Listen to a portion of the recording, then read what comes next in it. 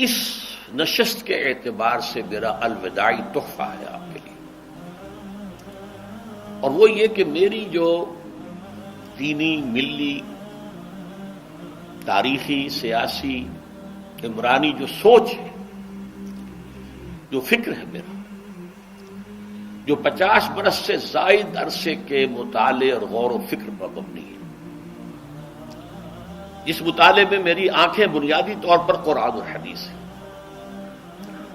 لیکن یہ کہ دنیا کا مشاہدہ، کھول آنکھ، زمین دیکھ، فلک دیکھ، فضا دیکھ، دنیا میں کیا ہو رہا ہے، کیا کیا عوامل ہیں، ماضی کیا تھا، ہم کہاں کھڑے ہیں، اب کہاں جانا ہے، اس پر میری ایک سوچ ہے، میرا فکر ہے۔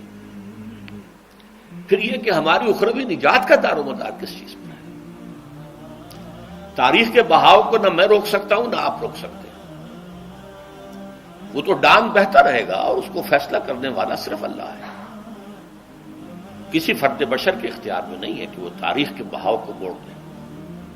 ہاں، محمد رسول اللہ نے موڑا تھا صلی اللہ علیہ وسلم، لیکن یہ ہے کہ ہم اس تاریخ کے بہاؤ میں تنکوں کی طرح بہتے چلے جائیں، یا یہ کہ ہمیں کچھ کرنا ہے۔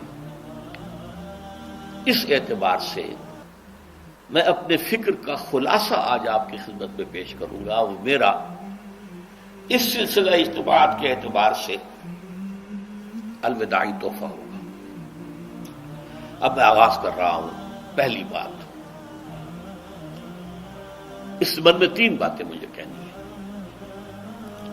سب سے پہلی بات یہ کہ زندگی کی سب سے بڑی حقیقت موت ہے۔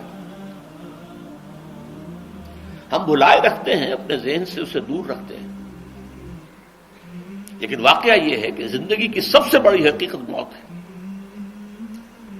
خدا کے منکر پیدا ہوئے ہیں، لیکن موت کا انکار کرنے والا تو کوئی پیدا نہیں ہوا۔ اس لیے میں نے آیت آپ کو سنائی، کل نفس ذائقۃ الموت، ہر سی نفس کو موت کا مزہ چکھنا ہے، ہر جاندار کو موت کا مزہ چکھنا ہے۔ ثم الینا ترجعون، پھر ہماری طرف لوٹا دیے جاؤ۔ تو زندگی کی سب سے اہم حقیقت موت، اور موت کے بعد رجوع الی اللہ، آخرت، یہ سب سے بڑی حقیقت ہے۔ ایک حقیقت سب مانتے ہیں، سب جانتے ہیں، دوسری حقیقت کے اوپر پردہ پڑا۔ میں نے اس اعتبار سے نوٹ کیا، یہ الفاظ قرآن میں 3 مرتبہ ہے، کل نفس ذائقۃ الموت، ہر جاندار کو موت کا مزہ چکھنا ہے۔ انبیاء اس سے مستثنا نہیں رہے، رسول اس سے مستثنا نہیں رہے، اولیاء اللہ مستثنا نہیں رہے۔ وقتی طور پر استثناء حضرت عیسیٰ کا ہے کہ ابھی وہ زندہ ہیں، لیکن عیسیٰ یاتی علیہ الموت، حضور نے فرمایا عیسیٰ پر بھی موت آئے گی، جب دوبارہ آئیں گے، زمین پر اتریں گے، پھر اس کے بعد ان پر موت وارد ہوگی، ان کی نماز جنازہ پڑھی جائے گی، انہیں دفن کیا جائے گا حضور کے پہلو میں، شادی بھی کریں گے، اولاد بھی ہوگی۔ باقی تو یہ ہے کہ کل نفس ذائقۃ الموت، سب کو موت کا مزہ چکھنا ہے۔ عیسیٰ بھی بالآخر اس سے مستثنا نہیں رہیں گے، بلکہ قرآن میں ایک جگہ کہا گیا ہے أَفَإِن مِتَّ فَهُمُ الْخَالِدُونَ، کیا ہے نبی، اگر آپ کا انتقال ہو گیا تو یہ کیا ہمیشہ رہیں گے؟ کون ہے دنیا میں جو ہمیشہ رہے؟ انتقال تو ہونا، آپ کا بھی ہونا ہے۔ إِنَّكَ مَيِّتٌ وَإِنَّهُمْ لَمَيِّتُونَ۔ یہ تو مختصر ترین الفاظ تھے۔ اس سے آگے بڑھیے، سورہ انبیاء میں فرمایا کل نفس ذائقۃ الموت وَنَبْلُوكُمْ بِالشَّرِّ وَالْخَيْرِ فِتْنَةً وَإِلَيْنَا تُرْجَعُونَ، ہر جاندار کو موت کا مزہ چکھنا ہے، اور اس سے پہلے پہلے ہم تمہیں آزماتے رہیں گے، خیر کے ذریعے بھی، بھلائی دے کر، صحت دے کر، دولت دے کر، اولاد دے کر، شہرت دے کر، اور برائی کے ذریعے سے بھی، تنگ دستی دے کر، بے عزتی دے کر، اہانت دے کر، ذلت دے کر،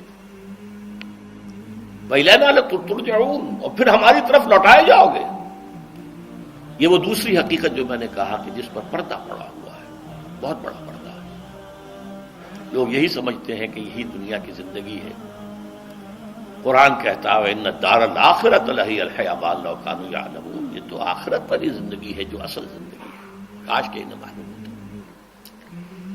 اس سے بھی زیادہ تفصیل سے یہ آل عمران میں آئی آیت، کل نفس ذائقۃ الموت وانما توفون اجورکم یوم القیامہ،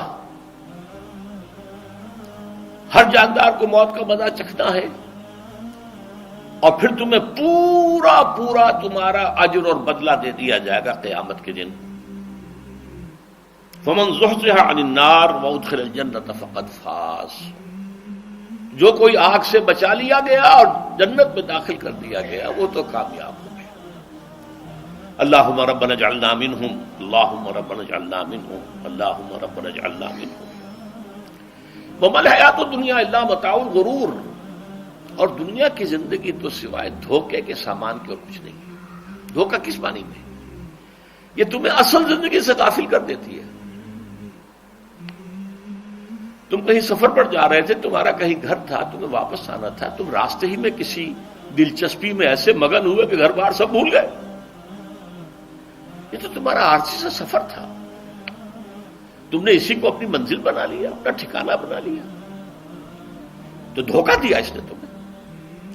ویسے دنیا کی زندگی دھوکہ نہیں ہے، بڑی حقیقت ہے، اس لیے کہ حضور نے فرمایا انما الدنیا مزرعۃ الآخرہ، یہ دنیا آخرت کی کھیتی ہے، یہاں بو گے تو وہاں کاٹو گے، یہاں کچھ کمائی کرو گے تو وہاں اس کا بدلہ ملے گا۔ اس اعتبار سے دنیا بہت بڑی حقیقت ہے، ایک ایک لمحہ بہت بڑی قیمتی شے ہے، لیکن اگر یہ دنیا تمہیں آخرت سے غافل کر دے تو اس سے بڑا دھوکے باز اور کوئی نہیں۔ یہ اصل دجال ہے۔ میں نے تقریباً 60 برس کی عمر کو جب میں پہنچا تھا تو موت کا انتظار شروع کر دیا تھا۔ میرے قریبی احباب کو معلوم ہے، میں کہتا رہا، یہ بھی کہتا رہا کہ بھائی میں اپنے حصے کا کام کر چکا ہوں، جتنی صلاحیت اللہ نے دی تھی، جتنی بھی میرے اندر استعداد تھی، میں اس کو بھرپور طریقے پر استعمال کر چکا ہوں۔ دم واپسی برسرے راہ ہے عزیز و اب اللہ ہی اللہ ہے، یہ میرا معاملہ رہا ہے 60 برس کی عمر سے۔ اس کے بعد اللہ نے مزید 14 برس دیے ہیں، یہ نافلۃ لک کے درجے میں کہتا ہوں، اس کا اللہ کا عطیہ خصوصی ہے، نفل ہے، ہمیشہ کہتا رہا ہوں۔ مسنون زندگی تو 61 برس ہے ہمارے حساب سے۔ علامہ اقبال کے بارے میں سنا ہے کہ رویا کرتے تھے کہیں میری عمر حضور کی عمر سے زیادہ نہ ہو جائے۔ وہ 6 مہینے کم ہی رہی ہے حضور کی عمر سے۔ جو حضور کی عمر تھی وہی حضرت ابو بکر کی، وہی حضرت عمر کی، وہی حضرت علی کی۔ ہاں، حضرت عثمان 82 برس کے ہوئے ماشاءاللہ۔ پھر یہاں کے مجددین میں سے وہی عمر حضرت شیخ احمد سرہندی کی، وہی شاہ ولی اللہ دہلوی کی۔ ہاں، شیخ عبدالحق محدث دہلوی رحمۃ اللہ علیہ 82 برس کے ہوئے۔ لیکن یہ میں کہا کرتا تھا مسنون عمر تو 61 برس ہے، جسے ہم 63 کہتے ہیں وہ اصل میں ہمارے حساب سے 61 بنتا ہے۔ وہ 63 قمری ہیں، جو 9 دن کم ہے، قمری سال جو ہے وہ شمسی سال سے۔ بہرحال میں اس وقت سے منتظر تھا، لیکن جو بھی وقت اللہ نے دیا ہے اللہ کا شکر ہے، وہ مفید کاموں میں لگا ہے۔ ان میں خاص طور پر میں سمجھتا ہوں کہ اللہ کا مجھ پر سب سے بڑا احسان، اور مجھ ہی پر نہیں، بہت بڑے پیمانے پر لوگوں پر جو احسان ہوا ہے، وہ میرا 1998 کا دورہ ترجمہ قرآن ہے جو کراچی میں ہوا تھا۔ 1998 کے مارچ میں میرا بڑا آپریشن ہوا، دونوں گھٹنے تبدیل کیے گئے، لیکن 98 کے آخر میں، حالانکہ میں چل نہیں سکتا تھا، کراچی میں مسجد جو ہے اونچی ہے، دوسری منزل پر ہے، تو خاص ریمپ بنایا گیا جس کے ذریعے میں ویل چیئر پر مجھے لے جایا جاتا تھا۔ میں نے درس دیا۔ اس درس کی گزشتہ چند سالوں سے پوری دنیا میں جو گونج ہوئی ہے اللہ کے فضل و کرم سے، اللہ کی کوئی حکمت خداوندی اس کے ساتھ وابستہ ہے۔ اس میں میرے کسی کام کو دخل نہیں ہے، میری کسی کوشش کو دخل نہیں ہے۔